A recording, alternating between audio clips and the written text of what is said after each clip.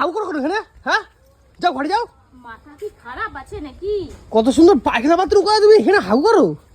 কি পাগল লাগে, তো উচ্ছা তুলছি। উচ্ছা তোলো? উচ্ছা, এই যে উচ্ছা।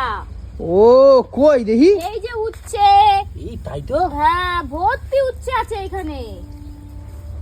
যার যেমন মানসিকতা সে সেরকম ভাবেই নেবে। তোর মানসিকতাটা এরকম তো। আমি তো ভাবলাম ওখান দিয়ে দাঁড়ায় দাঁড়ায় যে তুমি এখানে হাউ করতেছো মনে হয়। তুমি অনেক জঙ্গলে কিছু বসে ভাববা। বসে। এখানে উচ্ছে, এই যে উচ্ছে, এই দেখো উচ্ছে। তোমার তো মাঠে ঘাটে হাগু করতে ভালো লাগে। মোটেও না, আমার বাড়িতে পায়খানা বাথরুম আছে। এই দেখো তুমি একটা উচ্ছে, এই দেখো উচ্ছে। তুমি নিজে কইছো একদিন যে আমার মাঠে ঘাটে হাউ করতে ভালো লাগে, আমার ফুরফুরে হাওয়া দেয় কি ভালো লাগে হাউ করতে। বলছো এই ঢপ মারবা না, তুই বলিস, আমি না। ঢপ মারবা না একদম। ফালতু কথা বলবি না, ওগুলো তুই বলিস, আমি ফালতু কথা তুমি কও। তুই তোলো তোলো উচ্ছেগুলো দেখি।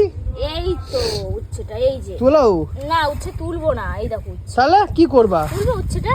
তুই আমি ভাতে খাবো তুমি। ও হো হো, গাছের উচ্ছে। এতদিন গাছের বেগুন ছিঁড়েছি, এখন শুধু গাছের উচ্ছে ছিঁড়বো আর খাবো। কত সুন্দর না, এই দেখো কত উচ্ছে গাছ এখানে পুরো ভর্তি হয়ে গেছে। এই উচ্ছে গাছগুলো, এই ছিঁড়বে না, ছিঁড়বে না, ছিঁড়বে না, ছিঁড়বে না, ওটা বড় হবে, বড় হবে, বড় হবে, বড় হবে ওটা। আর এইসব কথা কেউ বলে? আমাদের বাড়িতে পায়খানা বাথরুম আছে, আমি জঙ্গলে আগু করবো?